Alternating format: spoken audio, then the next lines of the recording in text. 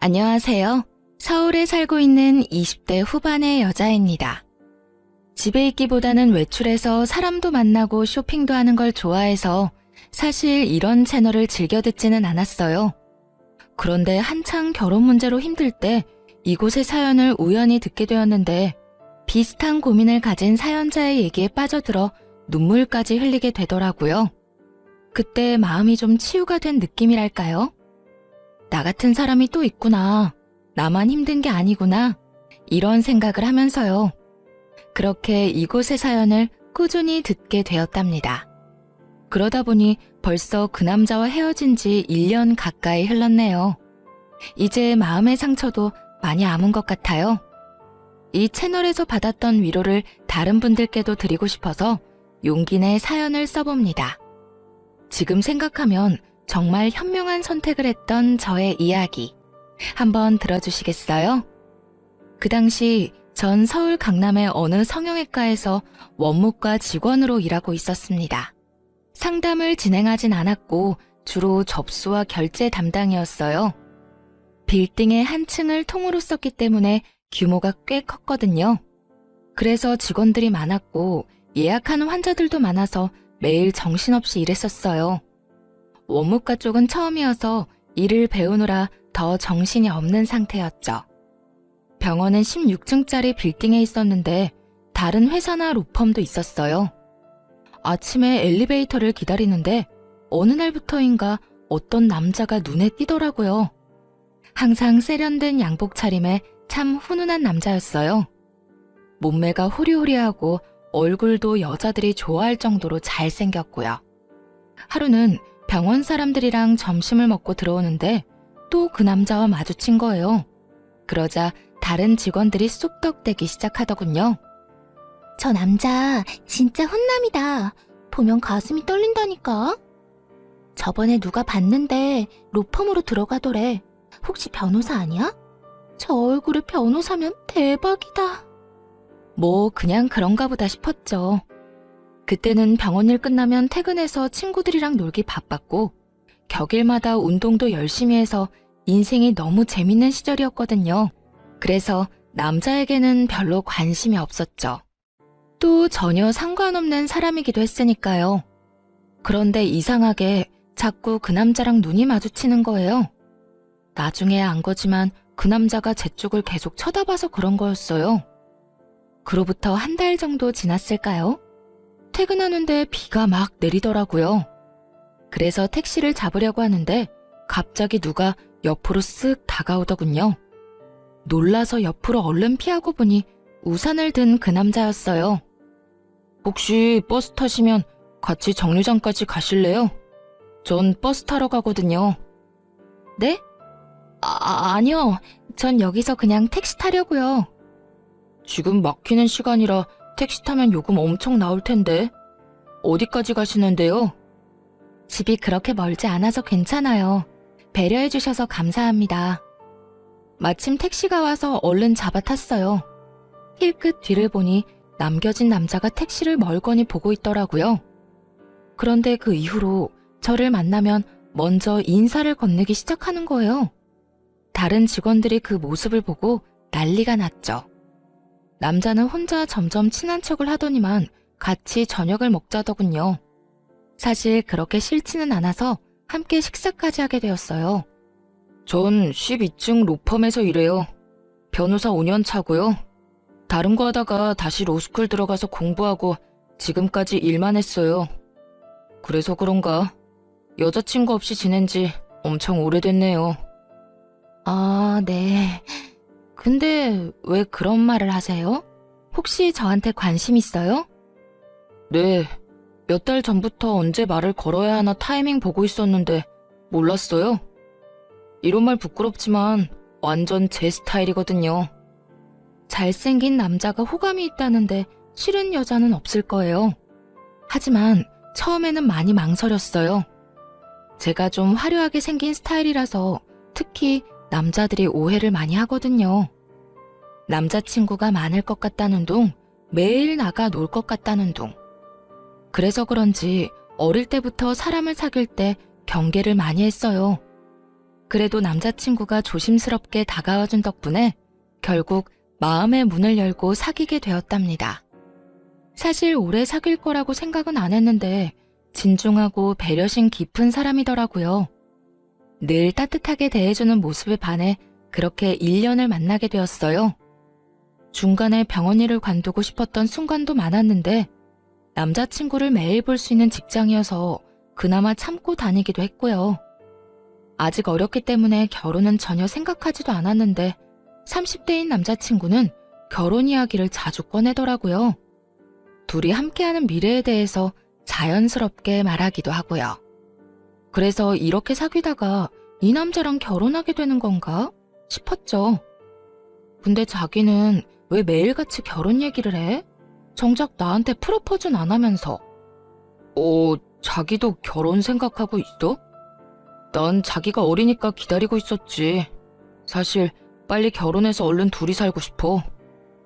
결혼이 무슨 소꿉장난도 아니고 준비할 게 많잖아. 부모님도 배워야 하고 서로 재산도 좀 맞춰보고 예산도 세워야 하고. 우리 예슬이 모은 돈 좀 있나 봐. 난 내가 다 해야 하나 걱정하고 있었는데 아무래도 자기 월급이 그렇게 많진 않을 거 아니야. 자기가 변호사긴 하지만 그렇게 많이는 못 벌지. 요즘 변호사들이 워낙 많으니까. 사실 그렇지. 예전처럼 많이 벌지는 못해. 그래도 너 하나는 내가 책임질 수 있어. 그렇게 말하는 남자친구를 보니 귀엽기도 하고 애틋하기도 하더라고요. 그래서 저도 자연스럽게 결혼에 대해 긍정적으로 생각하게 됐어요. 그 사이 남자친구한테 로맨틱한 프로포즈를 받아 승낙도 했고요. 앞으로 사랑하는 남자와 결혼해서 꽃길만 걸을 거라는 설렘으로 가득 차 있었죠. 지금 생각하면 참 어린애 같았지만요. 그러던 어느 날 남자친구가 심각하게 자기 집 얘기를 꺼내는 거예요. 나는 사실 엄마랑 둘이 살고 있어.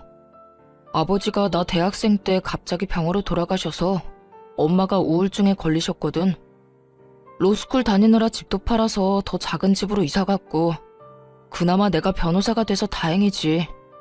우리 엄마 그거 하나 보고 사셔. 그러셨구나. 난 그냥 평범한 집에서 자랐어. 자기한테 그런 아픔이 있는 줄 몰랐네. 그래도 이렇게 변호사까지 되고 대단한 거야 정말.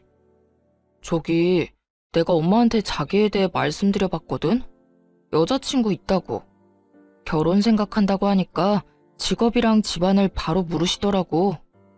그래서 아직 자세히 말씀은 못 드렸는데 자기 직업이 전문직은 아니니까 우리 엄마가 반대하실 수도 있을 거야.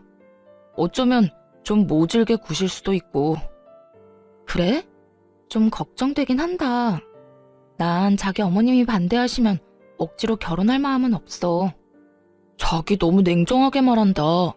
난 엄마를 어떻게 설득할지 고민하느라 머리가 터질 것 같은데. 저기 나를 사랑하면 엄마가 모질게 대하더라도 좀 참아줄 수 없을까? 사실 자기가 공부 열심히 해서 좋은 직업 가졌으면 이런 걱정 안 했을 테니까. 남자친구가 이렇게 말하는데 좀 어이가 없더라고요. 병원에서 접수하는 일을 한다고 엄청 하찮게 여기는 느낌이었죠. 나에 대해 많이 아는 것도 아니면서 말이에요. 사실 남자친구에게 집안에 대한 작은 비밀을 숨기고 있었는데 그냥 다 말해버릴까 하다가 아직 때가 아닌 것 같아 입을 다물었어요. 어릴 때부터 주변 사람들한테 우리 집 얘기는 절대 안 했거든요. 친구들한테도 그냥 평범하게 산다고만 하고 이러쿵저러쿵 말한 적도 없어요. 남들한테 쓸데없는 말 하지 말라고 부모님이 항상 신신당부하셔서 그렇게 됐죠. 일단은 말을 아끼고 다시 만남을 이어가던 어느 날이었어요. 먼저 퇴근하고 건물 입구 앞에서 남자친구를 기다렸죠. 때마침 남자친구가 나오길래 인사하는데 어떤 중년 여자가 툭 치고 가는 거예요. 게다가 남자친구 이름을 크게 부르면서요. 한눈에 봐도 남자친구 엄마라는 걸 알 수 있었어요. 남자친구도 놀랐는지 제 쪽을 휙 쳐다보더라고요. 엄마, 여기까지 웬일이에요? 언제 끝날 줄 알고요. 전화를 미리 하시죠. 우리 변호사님 이렇게 퇴근한 거 보는 게 엄마 행복이야. 아휴, 멀리서 오는 거 보는데 너무 멋있더라. 무슨 아침 드라마 보는 줄 알았잖아. 아, 진짜 그만하세요. 민망하네. 엄마, 이쪽은 이예슬이에요. 내 여자친구. 이렇게 갑자기 만나서 좀 그렇다. 정식으로 날 잡아서 만나야 하는데. 응? 그러게. 그건 그렇고 여기까지 왔는데 엄마랑 같이 집으로 가줄 거지? 그러더니 남자친구 엄마가 팔짱을 딱 끼고는 남자친구를 끌고 가려고 하더라고요. 남자친구는 당황하면서 저를 쳐다봤고요. 근데 오늘 예슬이랑 선약이 있는데? 그러니까 연락을 먼저 하셨어야죠. 아님 이렇게 된 거 우리 셋이서 저녁 먹을까요? 맨날 밖에서 밥 먹는 애가 또 무슨 외식을 한다 그래. 내가 너 좋아하는 제육볶음 맛있게 해놨는데. 그럼 난 먼저 갈게. 내일 보면 되지. 어머님, 다음에 뵙고 정식으로 인사드릴게요. 그런데 진짜 너무 웃겼던 게 뭔지 아시나요? 남자친구 엄마는 저를 한 번도 안 쳐다봤고 마치 없는 사람 취급했다는 거예요. 당연히 인사도 받아주지 않았죠. 제 존재 자체를 그냥 신경도 안 쓰고 지나쳐버리더라고요. 저에 대해 당연히 알고 있었을 텐데 완전히 무시하는 태도를 보니 화가 나더군요. 결국 남자친구는 미안한 표정을 지으면서 지네 엄마한테 끌려갔고요. 말도 제대로 못하는 모습에 좀 정이 떨어졌어요. 그래서 일부러 다음 날까지 연락을 받지 않았네요. 엄청 미안했는지 병원 문 앞까지 찾아와서 기다리고 있더라고요. 자기야, 어젠 진짜 미안했어.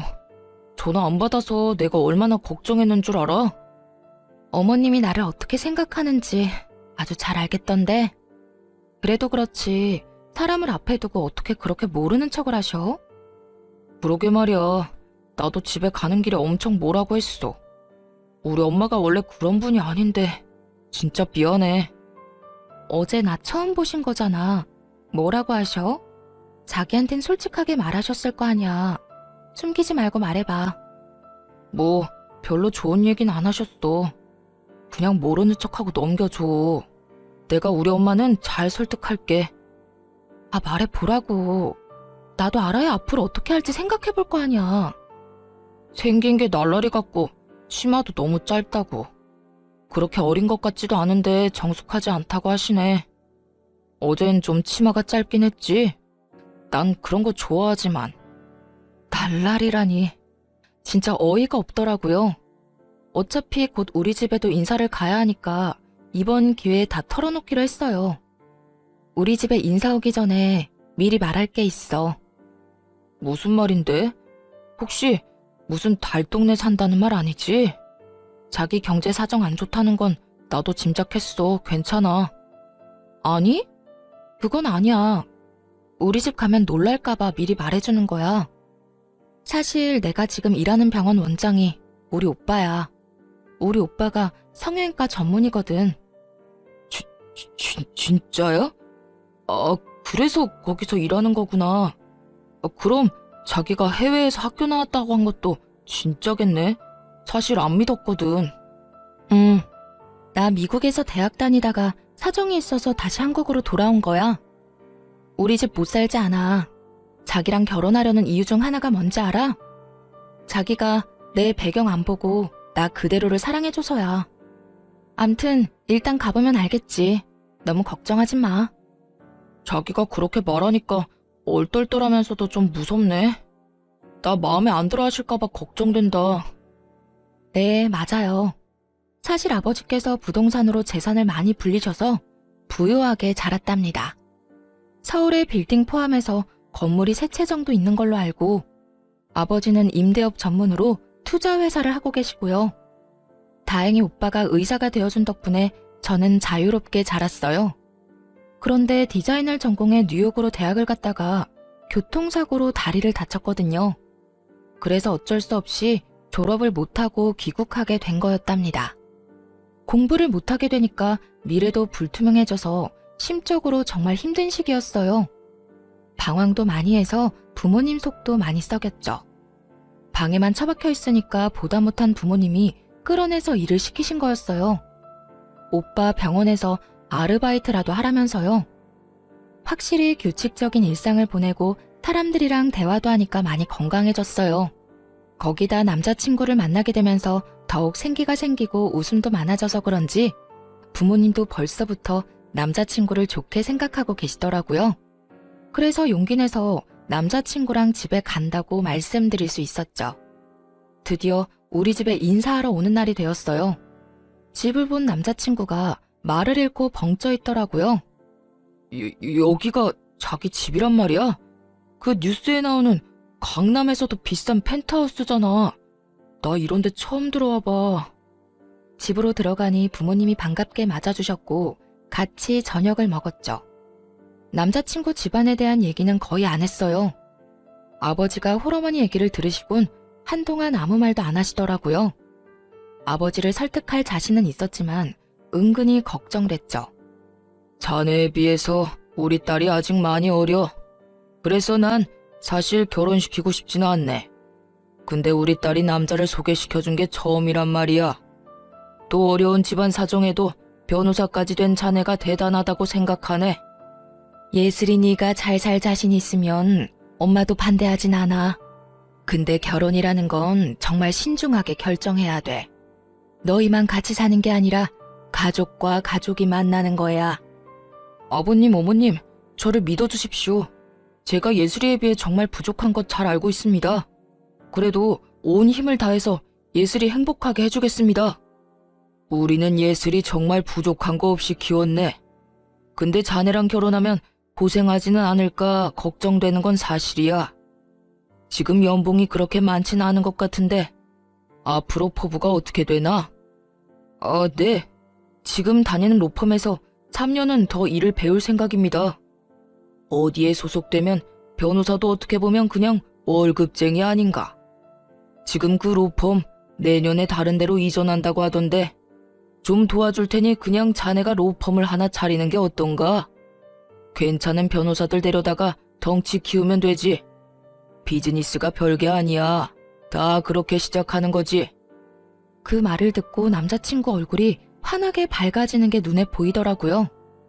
월급쟁이로 살다가 아버지가 로펌을 하나 차리게 도와주신다니 얼마나 놀랐겠어요. 우리 집에서 나와서도 흥분을 감추지 못하더군요. 아버님이 진짜 통이 엄청 크시다.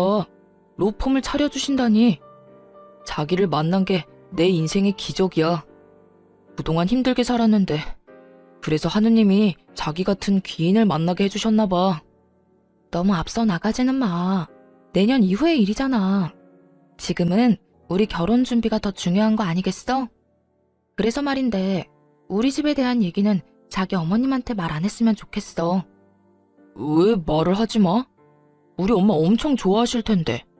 가뜩이나 자기 마음에 안 들어 하셨는데 완전히 좋은 기회잖아. 그래서 싫다는 거야. 내가 날라리 같다고 싫어하셨는데 우리 집 배경 때문에 태도 달라지는 거 싫어. 나 사실 지금껏 살면서 주위 친구들이나 지인들한테 그런 상처를 많이 받았어. 자기 어머님도 나를 있는 그대로 봐주셨으면 좋겠어. 자기가 그런 것처럼. 뭐 자기가 그렇게 하고 싶다면 말은 안 할게. 어차피 상견례하면 그때 아시게 되겠지. 그때까진 비밀로 할 테니까 우리 엄마랑 친해지는 노력 같이 해보자. 그렇게 몇 주일이 지났습니다. 그런데 어느 날 모르는 번호로 전화가 끊임없이 오더라고요. 전화를 받았더니 글쎄 남자친구 엄마였지 뭐예요. 내가 지금 집 주소 보낼 테니까 오늘 저녁에 집으로 좀 와라. 우리 형민이한테는 말하지 말고. 네? 오늘 저녁에요? 너무 갑작스러운데 주말에 오빠랑 같이 찾아뵈면 안 될까요? 아니 내가 오라면 오는 거지 뭔 말이 많아. 안 오면 네 손해니까 알아서 해. 다짜고짜 그렇게 차갑게 말하고는 끊어버리시더라고요. 그리고 바로 집 주소가 문자로 도착했어요. 정말 가야 하나 고민을 많이 했어요. 그래도 노력하는 게 맞는 것 같아서 일부러 백화점에서 과일 세트까지 사서 갔네요. 도착한 곳은 서울 변두리에 있는 작은 아파트 단지였어요. 주변에 산도 있어서 그런지 아늑해 보이더라고요. 초인종을 누르자 얼마 안 있다가 예비 시모가 문을 확 열어젖혔어요. 그리고 말도 없이 휙 들어가 버리길래 순간 당황했지만 우선 안으로 들어갔어요. 뭘 그렇게 두리번거려? 설마 서울 아파트 처음 보는 건 아니지? 내가 관심이 없어서 형민이한테 물어보지도 않았는데 넌 어느 동네 사니? 혹시 어디 달 동네 사는 건 아니지? 어머님, 저번부터 말씀드리려고 했는데 말씀이 좀 지나치신 것 같아요. 저를 마음에 안 들어 하시는 건 알겠는데 그래도 좀 예의를 갖춰주세요. 뭐라고? 어디 어린 게 어른 앞에서 눈 똑바로 뜨고 예의 타령이야? 넌 지금 예의가 있어? 하긴 가정교육이 중요한 건데 뭐 그런 환경에서 자랐으니 내가 기대를 하면 안 되지. 도대체 사람을 어떻게 생각하고 있는 건지 예비 시모의 태도에 기가 막히더라고요. 그래도 꾹 참고 과일 바구니를 내밀었는데 예비 시모가 혀를 쯧쯧 찼답니다. 너 병원 접수원이라고 하던데 돈이 썩어나니? 이게 얼마나 비싼데 이렇게 척척 싸와?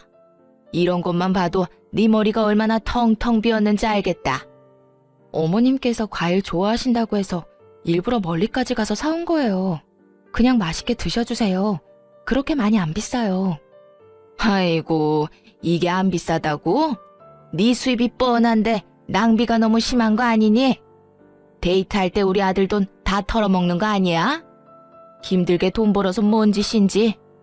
저 오빠랑 데이트 비용 반반씩 내거든요.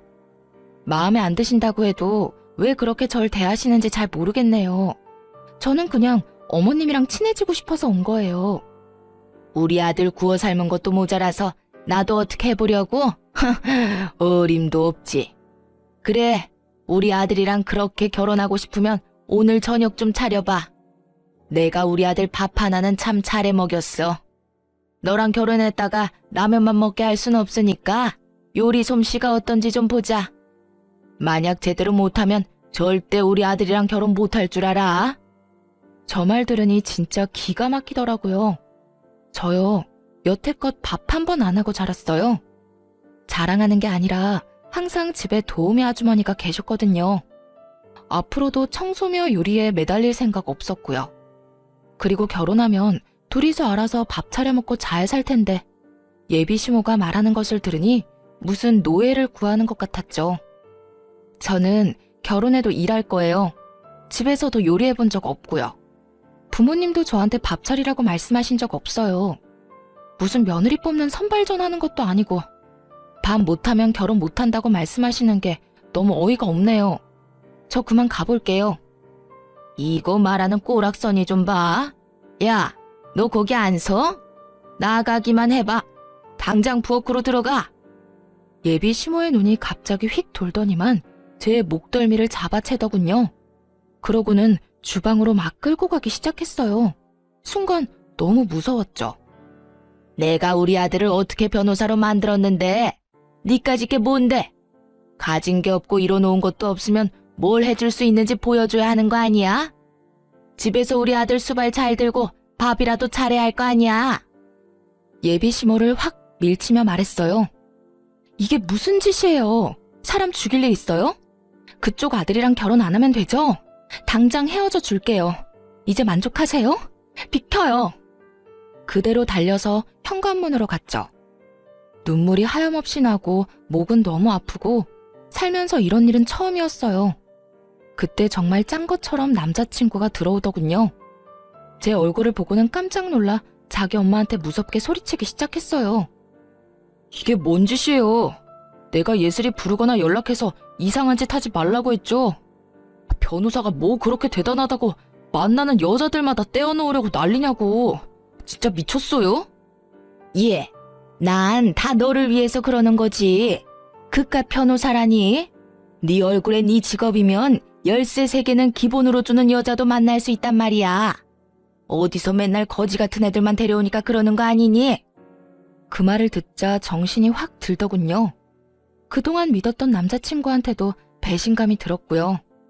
물론 저를 만나기 전에 다른 여자야 만났겠지만 그동안 그런 말 전혀 없었거든요.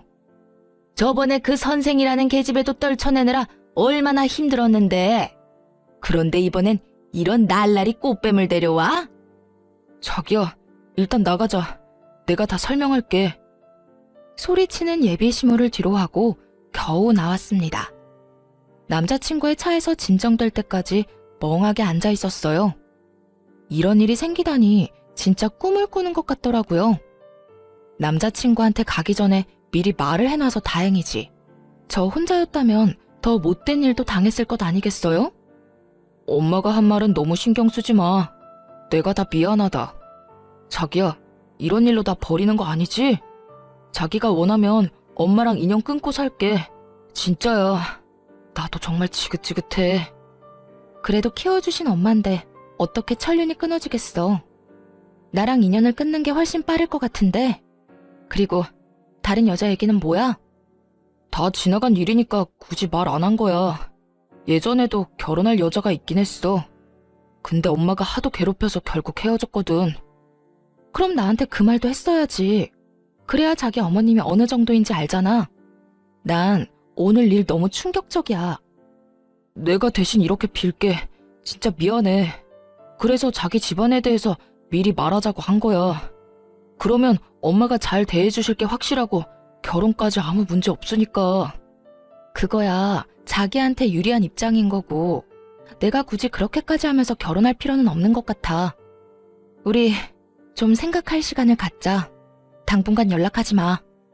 계속 붙잡는 남자친구를 밀어내고 얼른 제 차로 돌아가 버렸어요. 그런데 2주 정도 시간이 흘렀는데도 남자친구에게선 진짜 연락 한 통 없더라고요.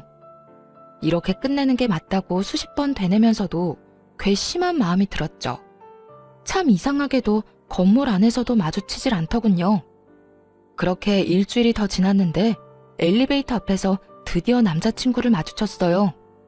그런데 정말 다른 사람처럼 너무나 초췌하게 변해 있는 게 아니겠어요? 그 사람이 저를 보며 힘없이 씩 웃자 저도 모르게 눈물이 왈칵 쏟아지더라고요. 결국 그날 저녁에 만나서 얘기를 하게 됐죠. 나 2주 동안 병가 내고 사무실 못 나갔어. 자기랑 못 만나니까 진짜 지옥 같더라고. 병가를 다 써서 결국 다시 출근하는데 이번에는 자기 마주칠까봐 너무 무섭고 어떻게 해야 될지도 모르겠고. 남자가 뭐 그렇게 용기가 없어? 그렇게 나랑 결혼하고 싶으면 어떻게든 잡든지 행동하는 걸 보여줘야지. 자기가 나한테 과분한 사람인 걸 아는데 염치 없이 어떻게 그래? 그런 수모를 겪게 하면서까지 잡을 수는 없지. 그 순간에 진짜 이 남자를 사랑한다는 걸 느꼈던 것 같아요. 지금 생각하면 참 바보 같지만요. 어쨌든 사람 마음이 그렇게 무 자르듯이 잘리는 게 아니니까요. 사실 자기한테 말을 안 했는데 우리 엄마 때문에 너무 힘들었거든. 여기 빌딩 앞에서 자기 처음 봤던 날에 엄마가 무슨 짓을 했는 줄 알아? 당장 헤어지라고 난리치면서 수면제 털어먹는 신용까지 했어. 진짜야? 자기 어머님 진짜 대단하다. 아들 인생인데 도대체 왜 그렇게 집착하시는 거야? 아, 참 웃긴 게 뭔지 알아? 그게 처음도 아니라는 거야. 전에는 응급실 가서 쉬하고 난리도 아니었어. 근데 의사가 나한테 조용히 그러더라. 수면제가 아니라 비타민이었다고.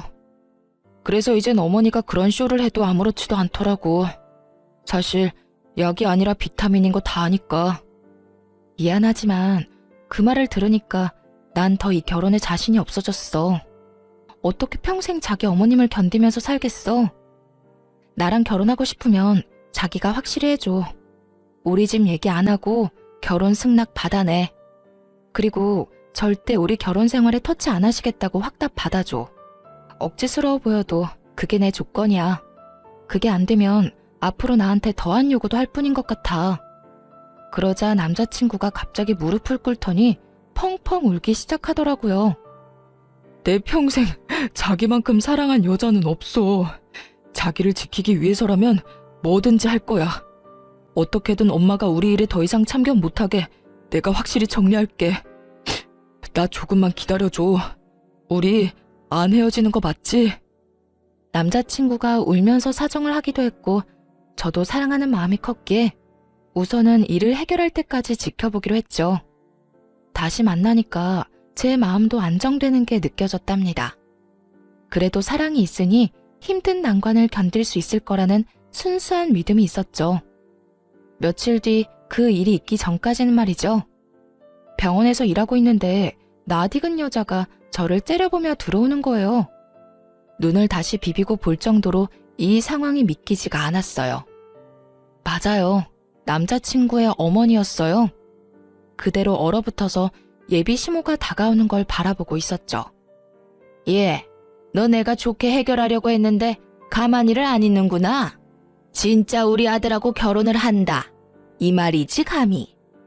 예비 시모는 그 큰 병원에서 수십 명의 환자들에게 들으라는 듯 소리쳤어요. 놀라서 제 옆으로 다가온 다른 직원들이 예비 시모를 말리기 시작했죠. 무슨 일인지는 몰라도 나가주세요. 여기 지금 영업하고 있는데 뭐 하시는 거예요? 내가 여기 왜 왔는지는 저 맹랑한 계집애한테 물어봐. 화병이 나서 지금 쓰러져 죽을 판이야. 어디서 꽃뱀 주제에 우리 아들을 넘봐?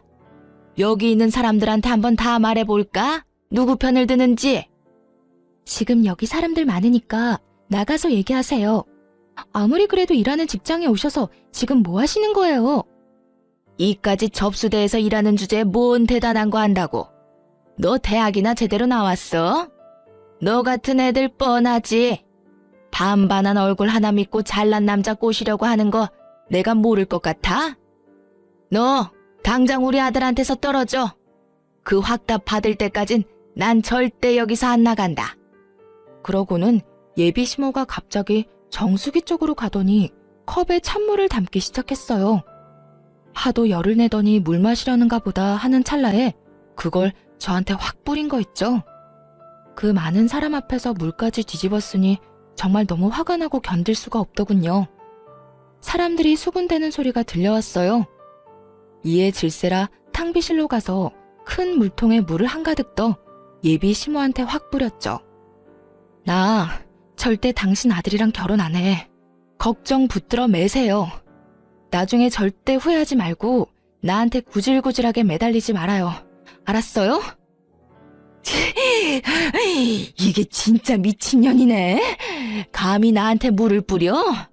내가 너한테 매달린다고? 지나가던 개가 웃겠다. 너나 지금 네가 한 말 꼭 지켜. 우리 아들 앞에 다신 나타나지 마. 밖에서 한바탕 소동이 일어나니 당연히 진료실 안까지 그 소리가 다 들렸겠죠. 진료를 보던 오빠가 나오더니 놀라서 얼른 저한테 달려왔어요. 이게 지금 다 무슨 일이야? 누가 진료 중인 병원에 와서 이런 짓을 하는 거야? 예슬아, 뭔 일이야? 설마 그 아줌마야? 오빠의 목소리를 들으니 갑자기 서러움이 몰려와서 눈물이 나더라고요. 6살 위인 오빠가 저를 어릴 때부터 엄청 귀여워했거든요. 처음에 고백받았다고 했을 때 병원이랑 로펌이 같은 건물에 있다 보니 오빠가 다른 사람들 통해서 남자친구에 대해 알아봐 주기도 했고요. 사귀는 것도 오빠한테 제일 먼저 말했고 남자친구랑 같이 식사도 몇 번 했어요. 예비 시모에 대해서도 유일하게 알고 있는 사람이 우리 오빠였답니다. 그 집에서 큰일을 당하고 왔을 때 오빠가 엄청 화내면서 당장 헤어지라고 해서 그 후에 다시 남자친구를 만나는 것도 말 못했었어요. 그런데 오빠 병원에서 이런 일이 생겼으니 정말 너무 민망해서 미치겠더군요. 아줌마, 남의 병원에 와서 영업 방해, 기물 파손에 뭐 하는 짓이에요? 아들이 변호사라면서 법에 대해 잘 모르시나 보네. 지금 당장 고소당하고 싶어요? 네? 아니, 그게 아니고 여기서 일하는 직원이 꽃뱀이라고요. 그거 알고 있어요? 얘 당장 잘라요. 병원 이미지 나빠진다고. 뭔 말도 안 되는 소리를 하고 있어요. 그쪽이 여기서 물 뿌리고 난리쳐서 고소할 거라는데 우리 예슬이한테 한 짓도 명예훼손 처리할 거니까 당신 아들한테 잘해보라고 해요. 아니, 우리 아들 얘기가 왜 나와요? 그리고 우리 아들이 변호사인 건 의사 선생님이 어떻게 알아요? 아줌마, 얘가 내 하나밖에 없는 동생이에요. 알았어요? 그쪽 아들도 내가 몇 번 만났고 아줌마가 한 폐악질도 다 들어서 알고 있다고. 아주 간신히 참고 있는데 사람 열받게 하시네. 당장 여기서 안 나가요? 아이, 말도 안 돼. 얘가 친동생이라고요? 그럼 왜 말을 미리 안 했어? 오빠가 의사면 집에 돈 좀 있을 거 아니야? 미리 말했으면 내가 이렇게까진 안 했지. 그쪽이 이렇게 나올까봐 말 안 한 거예요. 아줌마, 내가 아까 말했죠? 나한테 매달리거나 후회하지 말라고. 그리고 하나 더 말해줄까요? 이 빌딩 우리 아빠 거예요. 너네 아버지 빌딩이라고? 아니, 그게 진짜야? 그럴 리가 없는데. 너 우리 아들이랑 결혼하려고 지금 의사 가운 입힌 사기꾼 앞세워서 쇼하는 거지? 생각하는 거 하고는. 아줌마, 아침 드라마 작작 봐요. 정확히 말해주면 이 빌딩 이제 우리 예슬이 거예요. 얼마 전에 증여해 주셨거든. 부모님이랑 내가 얼마나 애지중지하는데 아줌마가 뭔데 내 동생한테 몹쓸 짓을 해? 아, 진짜 안 되겠다. 너 오빠한테는 헤어졌다고 했잖아. 오빠가 한숨 쉬며 어디론가 전화를 걸었어요. 상대가 누구인지는 안 봐도 바로 알 수 있었죠. 5분도 안 돼서 사색이 된 남자친구가 뛰어왔는지 숨을 몰아쉬며 들어왔거든요. 남자친구는 자기 엄마 모습을 보고는 울상을 지었어요. 내가 제발 가만히 있으라고 했죠. 도대체 엄마가 뭔데 내 인생에 이래라 저래라 하냐고요. 내가 엄마 때문에 얼마나 불행한지 알아요? 도대체 어디까지 나를 끌어내릴 거냐고. 남자친구 엄마는 그 절규를 듣고 그제야 느낀 모양이었어요. 뭔가 상황이 심상치 않게 돌아간다는 것을요. 남자친구가 무릎을 꿇은 채 제 바지를 잡고 매달리며 울기 시작했어요. 그 모습을 보고 가슴이 아팠지만 이미 우리 관계는 돌이킬 수 없었죠. 자기한테 나쁜 감정은 없지만 우리는 결혼할 수 없을 것 같아. 이제 헤어지자. 나는 당신 어머님이랑 한 가족이 돼서 살 수가 없어. 제발 여기서 나가줘. 예슬아, 제발 나한테 한 번만 더 기회를 줘. 난 진짜 너를 사랑한다고. 얘 형민아, 너는 변호사가 이렇게 채통 없이 울면 어떡하니? 얼른 일어나. 근데 얘가 진짜 이 건물주 딸은 맞는 거니? 이제 와서 그게 중요해요? 나 예슬이랑 헤어지면 엄마랑도 연 끊고 살 거예요. 알았어요?